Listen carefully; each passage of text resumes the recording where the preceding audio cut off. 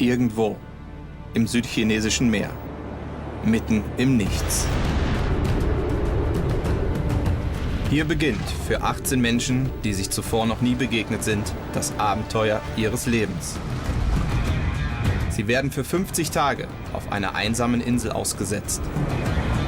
18 Deutsche treten eine Reise ins Ungewisse an, die sie ihr Leben lang nicht vergessen werden.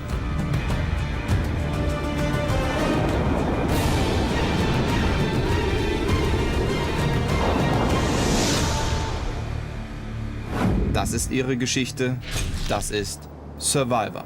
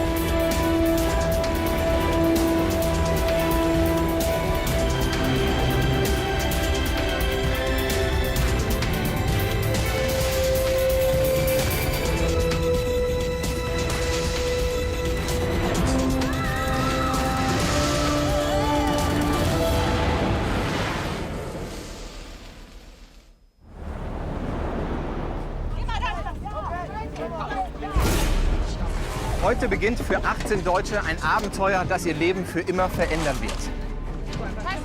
Die Kandidaten haben 2 Minuten Zeit, alles von Bord mitzunehmen, was sie transportieren können.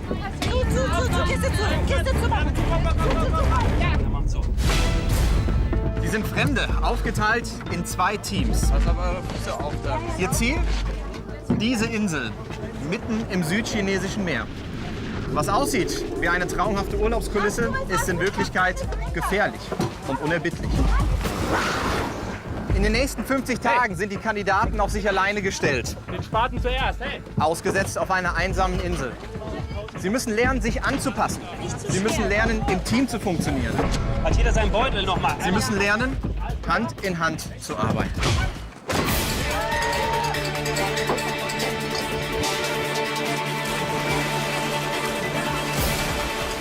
Wer dem Team schadet, wird von den eigenen Leuten rausgewählt. Das ist Survivor. Am Ende wird nur einer übrig bleiben und die Insel mit einer 250.000 Euro verlassen.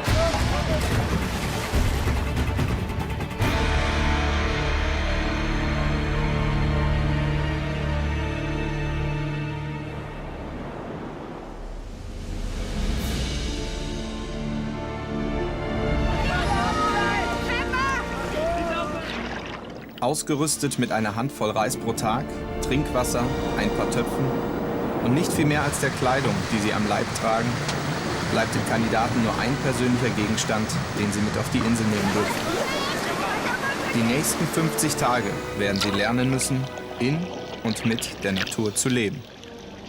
Das gelbe Team Gunung und das blaue Team Tasik werden auf 2 verschiedenen Stränden weit voneinander entfernt ausgesetzt. Sie treten regelmäßig in Challenges gegeneinander an. Das Verliererteam muss in den Inselrat, um einen aus den eigenen Reihen herauszuwählen. Am Ende wird es nur einen Gewinner geben. 50 Tage, 18 Kandidaten und nur ein Survivor.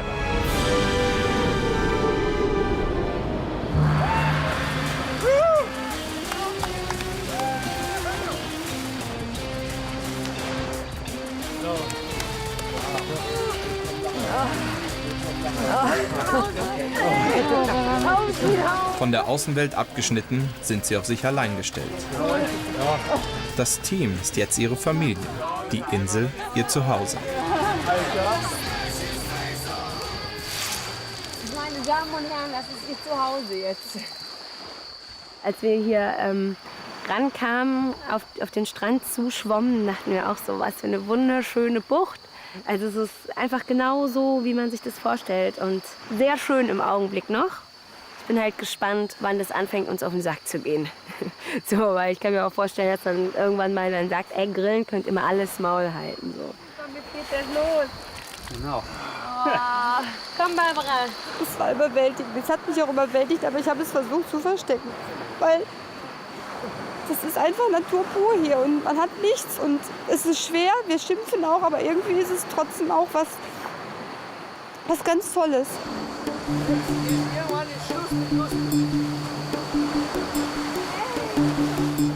Und jetzt ist direkt unter unserer Team-Gunung-Flagge diese komische blau-weiße Wickel-Flagge aufgehängt. Horror. Ich habe jetzt eben auch überlegt, ob ich die mal abhängen soll.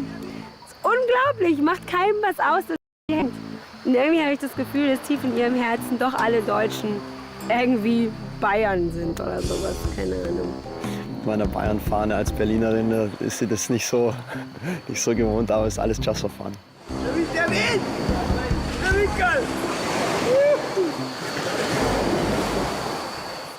Leute, sollen wir uns mal kurz zusammensetzen? Ja. Vielleicht im Schatten? Sag doch mal, ja, Schatten ist super. Ja. Markus, komm, lass mal eben kurz, lass mal eben kurz Meeting machen.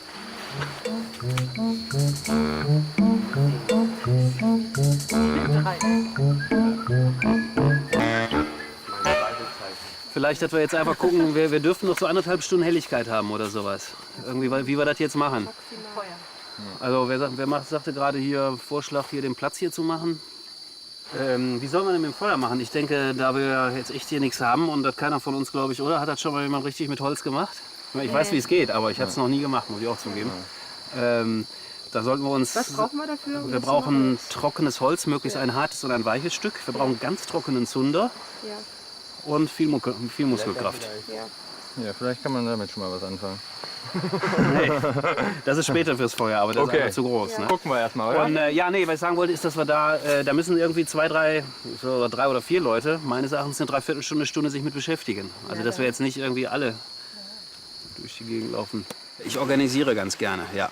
Und ich habe gern Struktur und sage ich mal so, ich muss keinen Luxus oder was Großes haben, aber so ein paar Basics, die organisiere ich mir gerne und da gehe ich auch gerne schnell und intensiv für. Wir können ja vielleicht alle mal kurz ausschwärmen und dann machen einige kommen schneller zurück, machen dann Feuer. Also die Person, die mich so ein bisschen halt stört, ist vielleicht Arno. Heute hat er mal angefangen so ein bisschen zu kommandieren, also das liegt mir nicht so. Ja, Beutel. Ja, Beutel. Ja, los, komm. Los.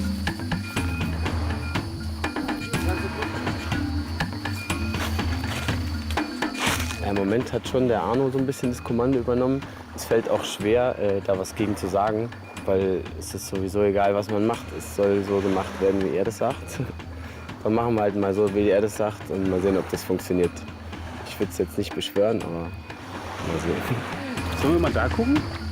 Ja. Ach, ja. Haben wir schon. Ein Sack.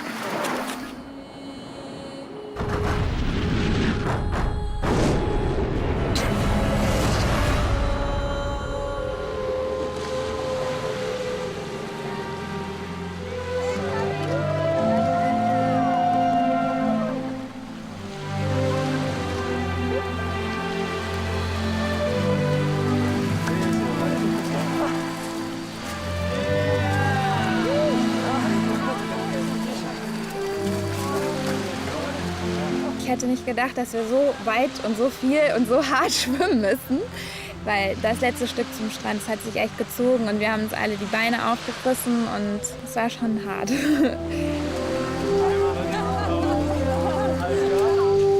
Ja, aber wo wollt ihr eigentlich hin?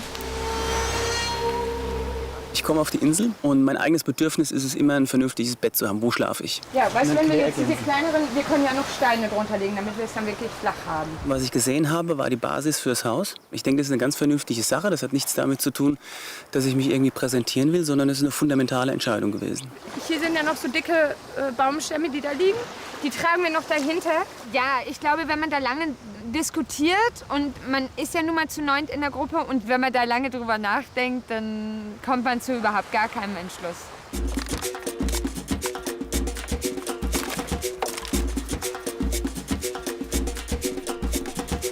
Was wollt ihr denn damit machen? Sich euch drauflegen oder Ja, wir was? wollten halt eine Fläche bilden. Ja, lass eine schöne Terrasse bauen. Ja, aber wenn das kracht, ne? Lass uns erstmal ein bisschen viel Holz herholen und dann mal gucken. Die sind wirklich so verbissen dabei, das Haus zu bauen.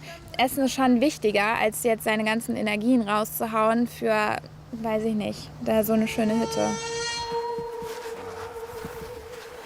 Ich fand es halt total blöd, wir sind auf der Insel gelandet und Michael läuft direkt da hinten in die Ecke und sagt, hier bauen wir es hin. Ohne jemand zu Ja. fragen. Es gab am Anfang wichtigeres Zeug zu tun und dann fängt er direkt mit so einer Hütte an. Ich meine, ich hatte eher Hunger als Bock auf so eine geile Bude. Erstmal essen, dann ein Haus. Aber Ja, ich das meine, checkt ja wohl nicht so ganz. Egal was man sagt, er weiß es 10-mal besser und das geht mir so auf den Sack bei denen.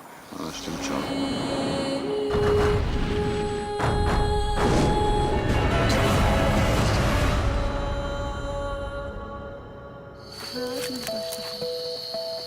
Wie du magst, Mr. Brücke. Erstmal jetzt ganz schnell Feuer machen, das ist mir das Wichtigste überhaupt. Weil wenn wir das Feuer haben, weiß ich, haben wir wieder was zu essen, weil wir noch was Reis haben. Zieh du mal, langsam. Okay. Dann lass uns große Bögen machen. Also die ganze mal ein bisschen schneller. Ja, das sieht schon besser aus. So. Lieber noch mal kurz und schnell, Ja, dann komm. wechseln wir.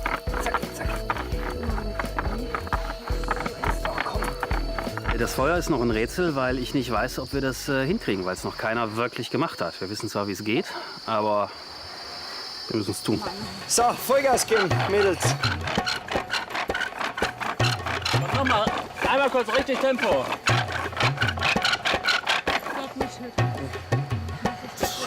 Dafür habe ich einen Killer-Trizeps hinterher. Ja, was für eine, Was ist los, ey? Der ragt schon bis hierher. Aber Morgen durchtrainiert sind hier, ne? Komm schon. Auf jetzt. Auf, komm. 1, 2, 1, 2. 1, 2. Komm schon, 1, 2, los. Wir müssen die Zunge aber anders halten. Feuer ist nach wie vor noch ganz in Sicht. Wir probieren und wissen nicht mehr genau weiter. Es will nicht funktionieren. Scheiß auf Feuer. Brauchen wir nicht. Wie willst du das? Feuer. Weil die ganze Nacht Essen wir den Reis. Ja, aber wenn wir uns jetzt einen Fisch angeln, jetzt ohne Witz, und wir machen das nur mit dem Rauch, dann können wir einen Räucherfisch essen.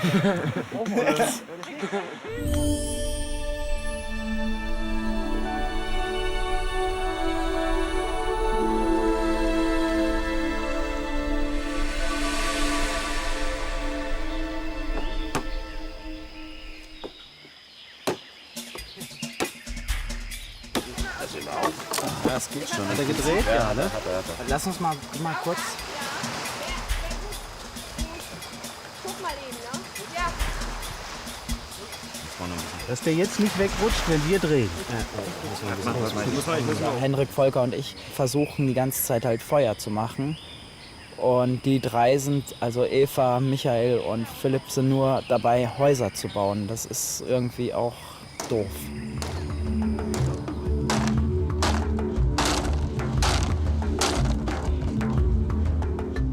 Ja, ist ja heute auch wieder ein bisschen hier. Die Leute haben ja auch so einen leichten Schaden, die heute das Haus da bauen, ne? Ja, also die tun auch nichts anderes als Haus bauen. Ich meine, du kommst hin, ey, fragst, was sollst du weiterhelfen und kriegst als dumme Antwort, kriegst du hier, bring mir mal ein Bier oder mach mal das und das. Ja, das ist bestimmt wieder von Michael. Ja, 100 war auch von Michael, ja. Der geht mir echt momentan echt auf den Sack mit seinen Sprüchen. Mir auch. Besonders, ey, wir brauchen kein scheiß gutes Haus, sondern erstmal was zu essen und Feuer oder so und nicht hier irgendwie so ein Haus da, wo du noch hier vom Boden essen kannst.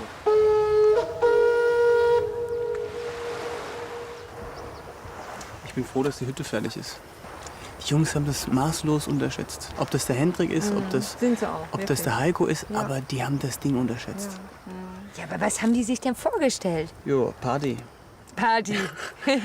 Wir machen ja Spiel und kriegen dafür Essen und dann ist das hier alles ganz easy, Ja. das Leben auf der Insel. Ich denke, Haben doch das nicht ist gedacht, dass das ein Urlaub ist hier. Aber ich denke mal, die haben sich von Anfang an nicht so richtig dafür interessiert, was da jetzt gemacht wurde. Sind welche, die bauen, die hämmern und das war dann für die klar, ja, das klappt schon irgendwie. Ja, und wenn sie dann schlafen wollen, dann interessiert sie auf einmal doch, oder wie? Also finde ich irgendwie eine komische Einstellung, muss ich ehrlich sagen. Kannst du mir mal kurz assistieren?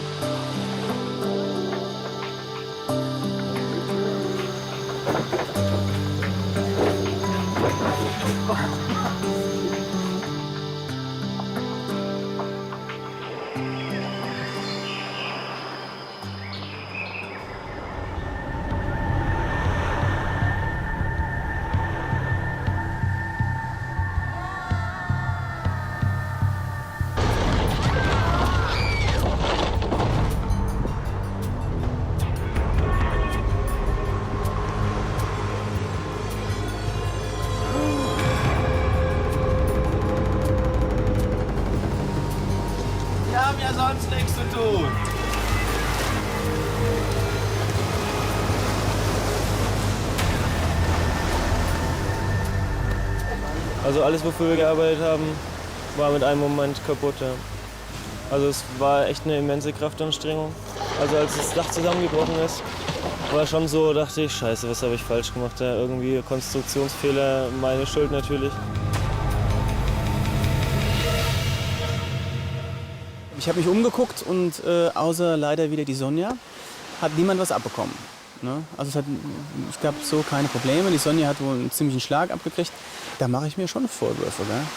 Das ist eine doofe Sache. Und, also ein Hochhaus werde ich hier keins bauen.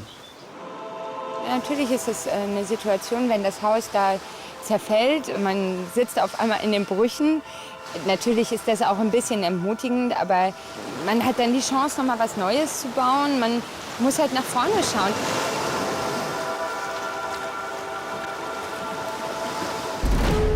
Gleich bei Survivor. Fertig, los! 3 verbleiben noch bei Team Tarsig. Als letzter hängt Philipp für Team Tarsig und 5 noch bei Team Gunung.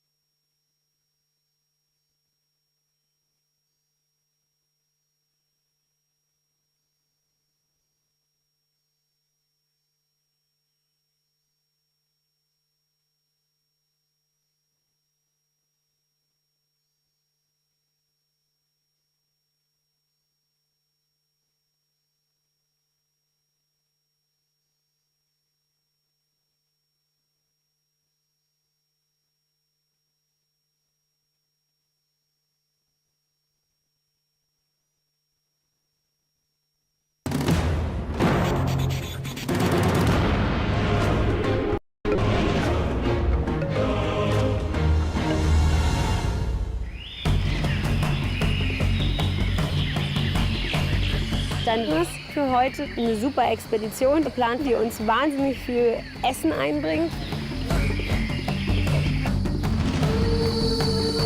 Fangen wir jetzt einen Frosch, dann haben wir wenigstens was. Boah, so ein LSD-Frosch. Irgendwas. Lecker, ey. 10er, wenn du sie frisst. Das ist Krautsalat.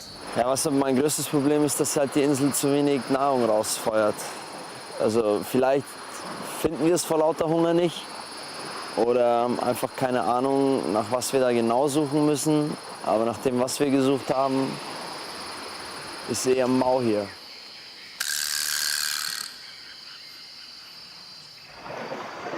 Hi Jungs, habt ihr eine Wildschweinherde gefunden und gefangen?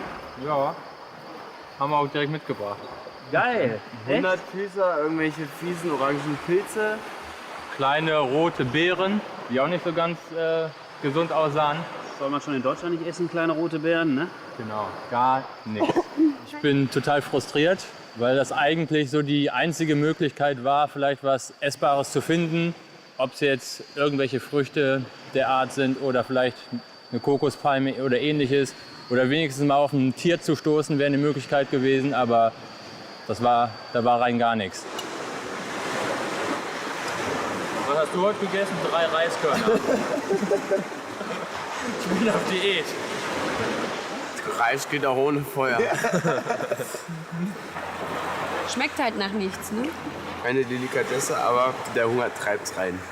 Es war anders, aber ich finde, das ist keine Katastrophe. Ich muss halt momentan auch sehr auf meine Figur achten.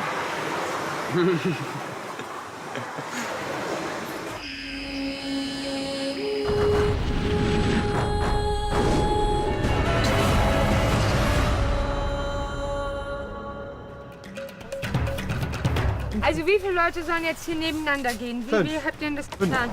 5. Wir haben alle gemeinschaftlich einen neuen Platz ausgesucht, uns eine neue Bautechnik überlegt und haben es nochmal komplett neu angegangen. Ein paar haben jetzt den Arbeitswahn und möchten jetzt die Traumhütte errichten. Das finde ich natürlich auch gut. Aber ich bin kein Arbeitstier. Also wenn ich mir jetzt mal angucke, was Philipp und Eva hier die ganze Zeit am Rumhantieren sind. Das bin ich nicht, war ich nie und werde ich auch nie sein. Bei mir zu Hause ist echt immer so, ich habe meine Mutter und die sagt mir dann was und wenn ich es dann nicht mache, dann macht sie es selber. Ja, diese Einstellung, die habe ich halt auch ein bisschen hierhin mitgenommen, weil es klappt ja auch ohne, dass ich mir jetzt hier einen Arm ausreiße und die ganze Zeit vom einen Ende der Insel zum anderen laufe. Also ich bin eigentlich mit meiner Rolle hier ganz zufrieden. Michael, können wir vielleicht doch lieber eine runde Hütte haben? Dass du das einfach noch mal gerade abbaust und weil es passt besser dann in den Strand. Die Sonja als Person steht bei mir auf der ganz schwarzen Liste. Also es ist ein Mensch, mit dem ich überhaupt nichts anfangen kann. Sie ist stinkfaul, sie bringt sich nicht ein und es gibt überhaupt keine Eigeninitiative. Weißt, es ist ja auch nicht so, dass sie sich in irgendeiner Form irgendwo derart eingesetzt hat, dass sie völlig am Boden ist. Weißt du, dass man sagen kann, okay, sie ist einfach fertig. Ich hab das Gefühl, sie spielt mit uns. Ja, aber die ist einfach irgendwie noch nicht, die ist noch nicht richtig erwachsen. Du Aber musst doch mal das Alter sehen. Ja, 21 Jahre. Ja, die weiß überhaupt gar nicht, was sie sagt. Das ist nicht berechnet bei ihr, glaube ich Mit nicht. 21. Ja, die ist nicht berechnet. Die ist viel zu naiv dafür. Ich denke nicht, dass das Berechnung ist, sondern dass es ihr Wesen ist, ein Wesenszug. Sie setzt das nicht bewusst ein. Und das ist mir zuwider.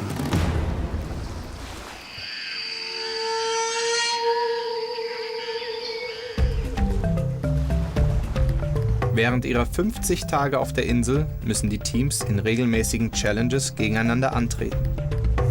Über die Rohrpost erhalten sie Nachrichten, die diese Challenges ankündigen. Die erste Herausforderung ist zu enträtseln, was die Nachricht sagen will. Ich habe eine Nachricht gefunden. Was? Ach komm. Doch da vorne in dem Baum, in dieser Baumpost. Lies vor.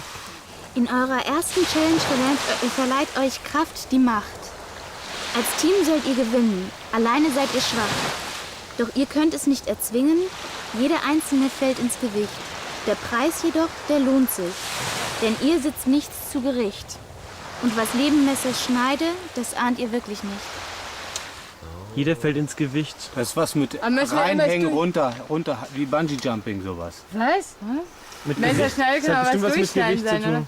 oder? Messer und Feuer. Nebenmesserschneide, Feuer. Steht auch Und was. keine rauswählen. Das sind die 3 Gewinne. Denke ich auch. Wir brauchen dieses Feuer. Das ist so notwendig oder zum Überleben auf der Insel unheimlich notwendig. Und da wir es nicht hinkriegen, selber Feuer zu machen, erhoffen wir uns durch einen Sieg, das Feuer zu kriegen. Und deshalb müssen wir gewinnen. Sieg!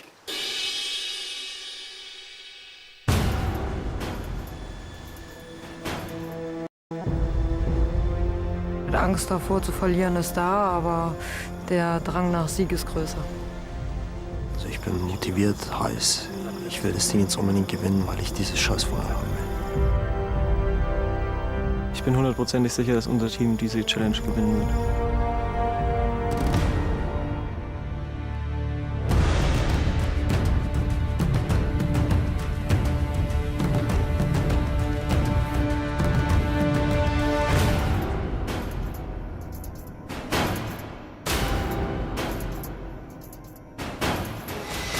Team Gunung, Team Tasik, herzlich willkommen zu eurer ersten Immunitäts-Challenge. Bisher habt ihr euch ausschließlich von Wasser und von Früchten ernährt, weil es keinem von euch gelungen ist, Feuer zu machen. Ich habe die Lösung für euer Problem: ein Feuerstein. Wer dieses Spiel gewinnt, gewinnt Feuer. Aber noch sehr viel wichtiger für euch ist dieses Immunitätssymbol. Wer diese Challenge gewinnt, gewinnt außerdem Immunität. Es garantiert euch Schutz im Inselrat. Dort muss nämlich das Verliererteam einen Kandidaten auswählen und diesen nach Hause schicken. Somit ist es doppelt schwer für den Verlierer heute. Weiterhin kein Feuer. Das bedeutet kein Licht, keine Kochmöglichkeit. Und zudem wird das Team geschwächt, weil ein Kandidat die Insel verlassen muss. Ich denke, das sollte für euch Motivation genug sein. Strengt euch jetzt an. Gebt alles bei diesem Spiel. Ihr seht 2 Stangen hinter euch, für jedes Team eine. Am Ende der Stange ist ein Gegengewicht in Form eines Sandsackes montiert.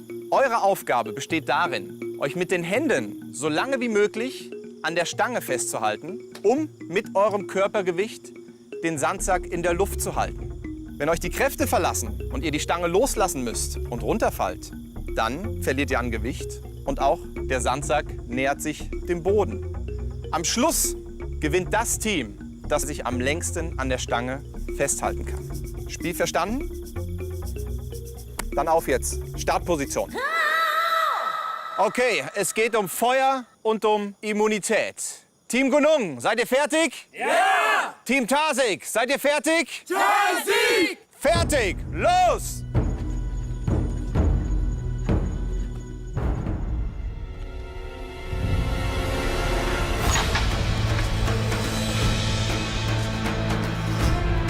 Beide Teams pendeln aus.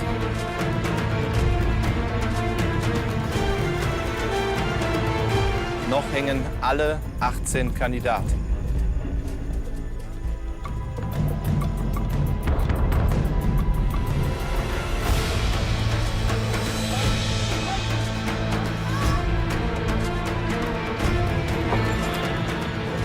Und auch die erste Person bei Team Gunung. Hartnitz.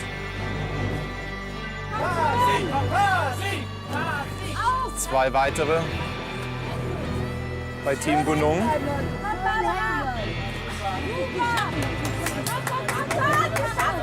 Drei verbleiben noch bei Team Tarsig. Zwei weitere bei Team Tarsig.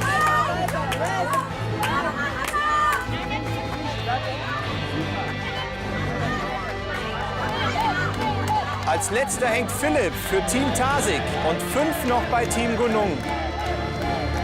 Philipp hält aus, ausdauernd. Wechselt von der einen Hand zur anderen.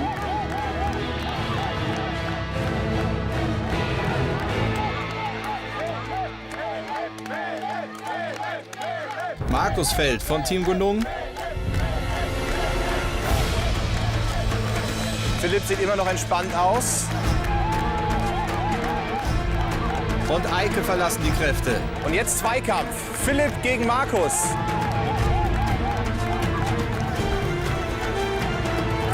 Markus bei Team Gunung und es gewinnt Team Tarsig.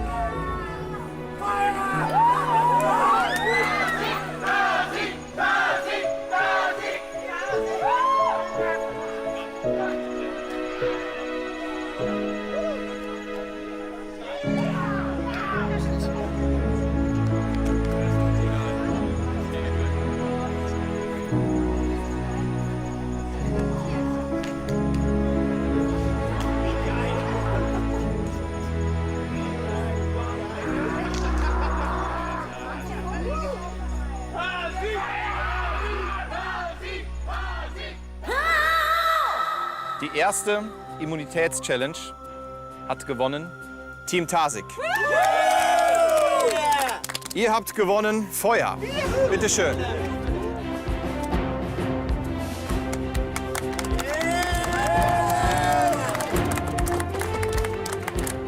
Und was noch viel wichtiger ist, euer Team wird so komplett bestehen bleiben. Ihr habt gewonnen Immunität.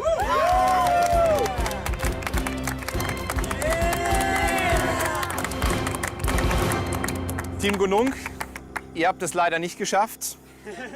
Das bedeutet weiterhin schwer für euch, weiterhin kein Feuer und ihr müsst euch von einem Teammitglied verabschieden. Ihr müsst zum Inselrad. Ihr könnt jetzt zurück an eure Strände. Das war so wichtig für uns und wir haben uns so vorbereitet und wir wussten, wir gewinnen und das ist passiert. Das ist super toll. Das Gefühl ist natürlich super beschissen, ist ganz klar. Das Feuer wäre super wichtig gewesen, allein für die Moral auch und für die nächsten Tage. Hat einfach nicht geklappt. Ich habe alles gegeben, aber hat halt nicht gereicht.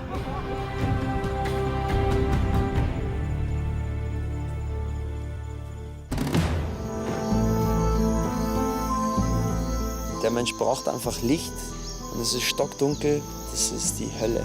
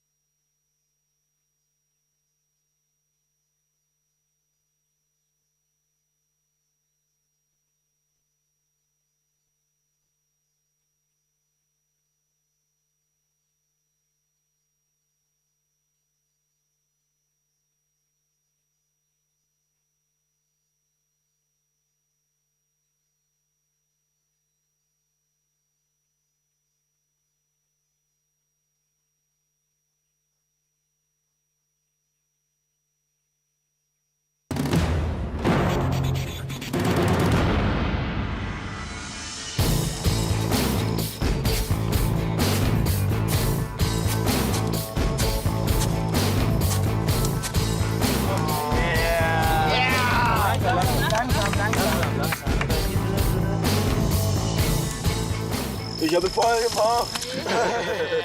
Im Vergleich zum anderen Team können wir jetzt endlich mal was Richtiges zu essen und unseren Reis machen, der da schon die ganzen Tage rumlag. Und das ist der Knaller, weil wir als Team einen Wettkampf gewonnen haben und jetzt alle davon profitieren. Obwohl Philipp als Alleiniger, dem müssen wir da dankbar sein, weil er hier die dicken Arme hatte und uns da den Arsch gerettet hat quasi.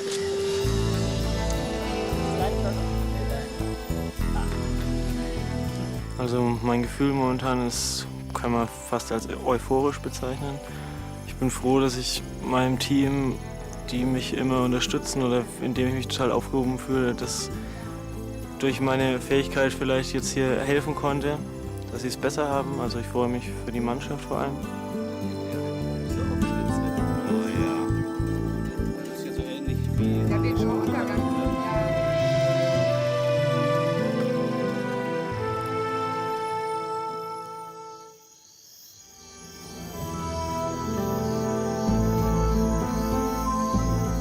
Der Mensch braucht einfach Licht und es ist stockdunkel, das ist die Hölle.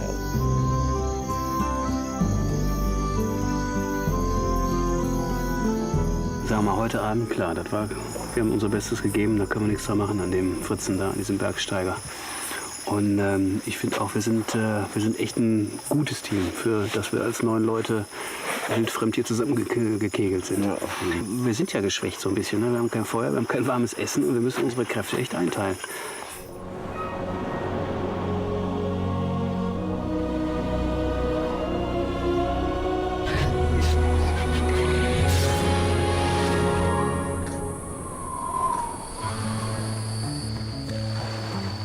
Im Team ist die Stimmung wegen heute Abend, wegen des Votings schon ein bisschen geknickt, weil im Endeffekt wollen wir ja niemand rauswählen. Und da es aber sein muss und wir hoffen dann auch, dass derjenige, der dann halt gehen muss, auch nicht beleidigt ist, weil wir halt uns echt gut verstehen, ja, müssen wir da durch. Habt ihr euch denn jetzt schon mal Gedanken gemacht wegen heute Abend? Oder lieber so, ich will da nicht dran denken, ich mach das nachher spontan? Ich finde es auf jeden Fall eine recht unangenehme Sache, weil wenn ich nicht müsste, würde ich das nicht tun. Aber komm nicht drum rum. Ich denke, die meisten von uns, die schieben es so vor sich hin. Das ist auch eigentlich der Teil, vor dem ich mich auch immer am meisten gefürchtet habe. Oh, wen sucht man denn dann aus irgendwie? Und dann vor allen Dingen halt in so einer Konstellation wie bei uns. Das ist halt auch ätzend. So sind die Regeln. Ja. Es la vida.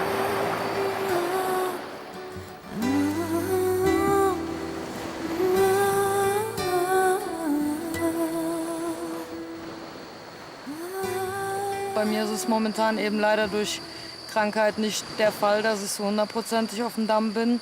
Das schwächt natürlich in dem Moment auch die ganze Gruppe ein Stück weit. Und es kann ja natürlich auch sein, dass mich alle rauswählen, weil sie sagen, okay, mit Krankheit ist natürlich auch ein bisschen doof.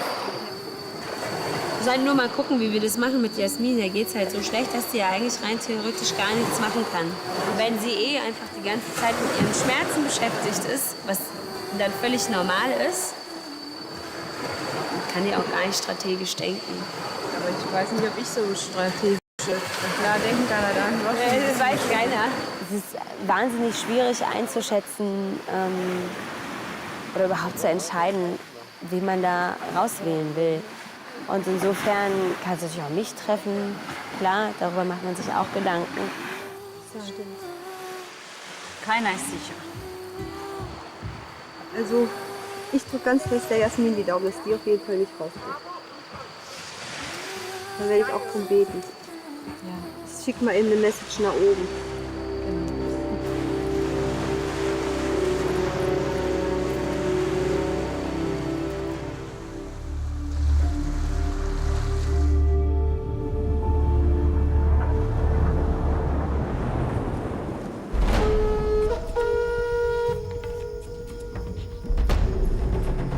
Hier trifft sich regelmäßig der Inselrat.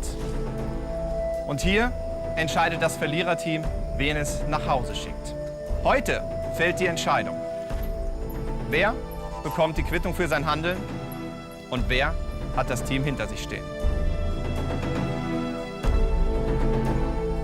Oh, mulmiges Gefühl.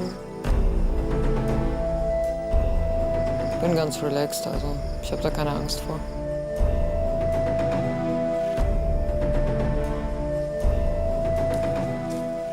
Anspannung an sich ist schon gegeben.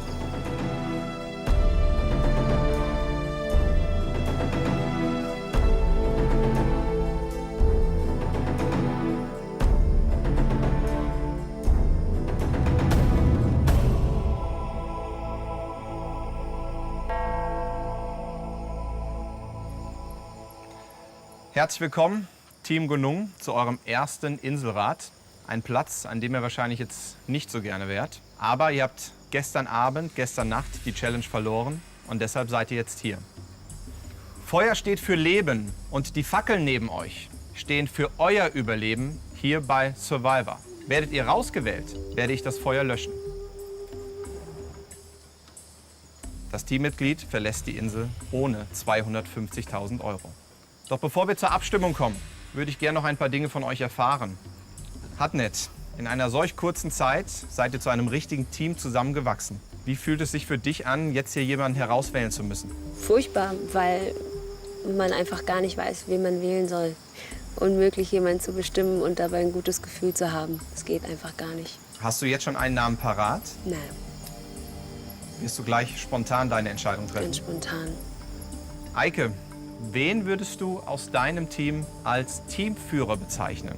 Bei unserem Team ist ja das Schöne, dass man gar nicht sagen kann, es gibt einen Teamführer, sondern wir sind irgendwie eine Menge von Köpfen. Wir entscheiden eigentlich die meisten Sachen ziemlich im Team. Markus, ihr habt bis jetzt kein Feuer gehabt. Wie war das für dich persönlich? Es wird dunkel, es ist kalt und es ist wirklich unangenehm. Du kannst nichts Vernünftiges essen, du bist auf die Früchte angewiesen, die wir finden müssen, die wir aber leider nicht gefunden haben. Also es war eine ekelhafte Zeit jetzt, ohne Feuer.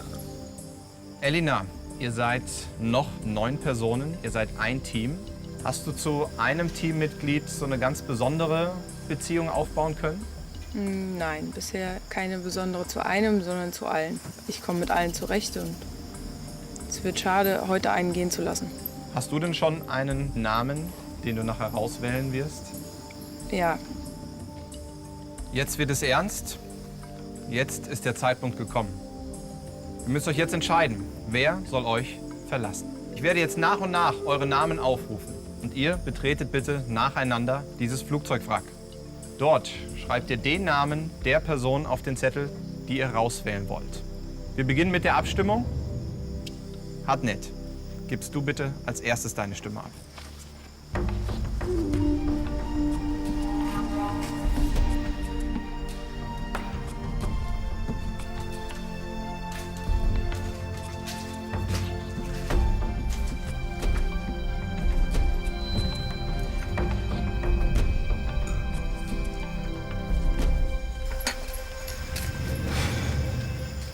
Weil mir niemand Besseres einfällt, wähle ich Jasmin raus. Eike. Arno, jetzt du bitte. Elina.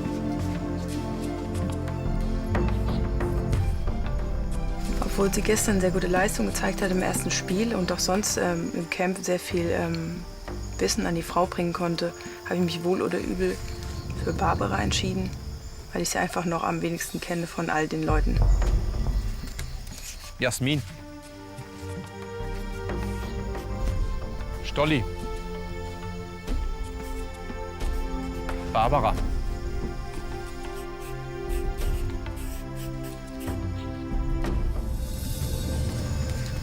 Hatnet. Ich habe mich für Hatnet entschieden, weil sie mich in den ersten Tagen sehr genervt hat. Durch ihr Besserwissen, durch ihre rechthaberische Art und sie war vorlaut. Sorry, Baby, du bist ein super Typ, aber das hat wirklich genervt. Markus.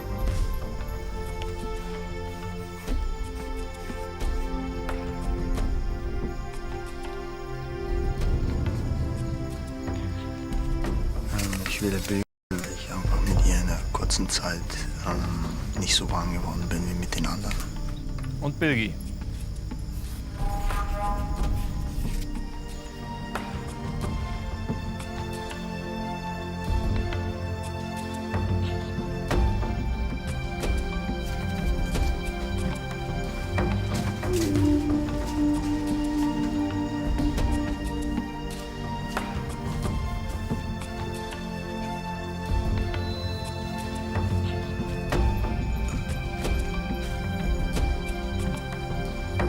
Ihr habt gewählt und hier ist eure Entscheidung.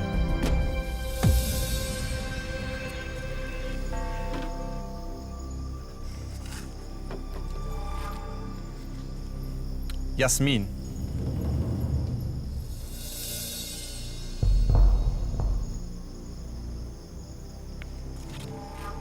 Barbara.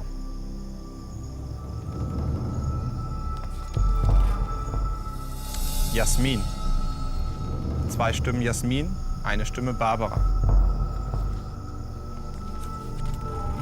Hadnet.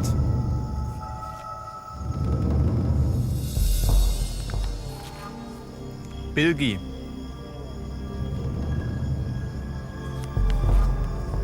Hadnet. Jeweils 2 Stimmen für Jasmin und 2 Stimmen für Hadnet.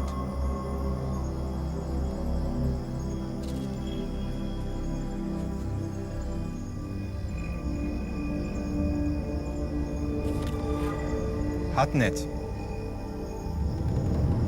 3 Stimmen Hadnet, 2 Stimmen Jasmin.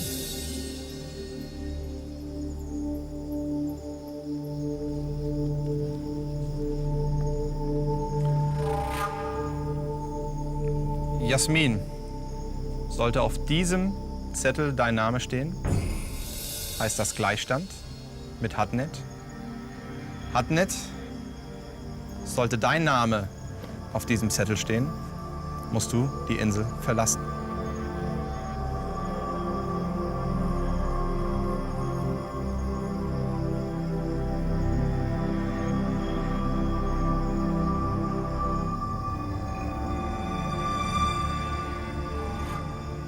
Die erste Person, die die Insel verlassen wird, ist Hadnet. Hadnet, kommst du bitte mit deiner Fackel zu mir?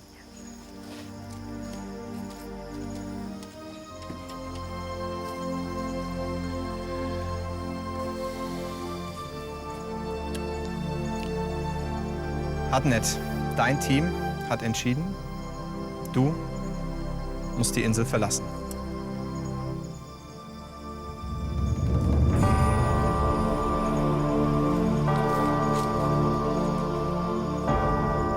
Ich hätte sehr gerne weitergemacht, klar.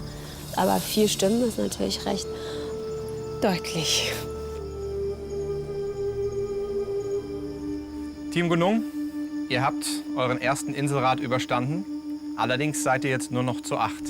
Ihr könnt jetzt zurück an euren Strand. Wir sehen uns bei der nächsten Challenge.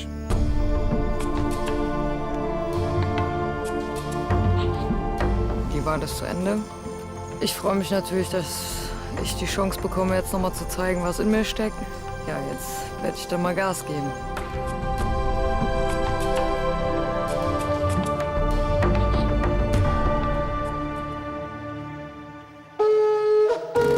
Du benimmst dich gerade wie ein kleines Kind. Warum?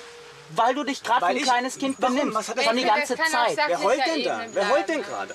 Pass mal auf. Ich heule nicht. Ich sag meine Meinung. Ihr seid sehr euphorisch und machen wir jetzt und Jungs und dann steht ihr zu 4 Mann da und der Rest der steht da. Nein, ihr müsst auch ein bisschen Rücksicht drauf nehmen.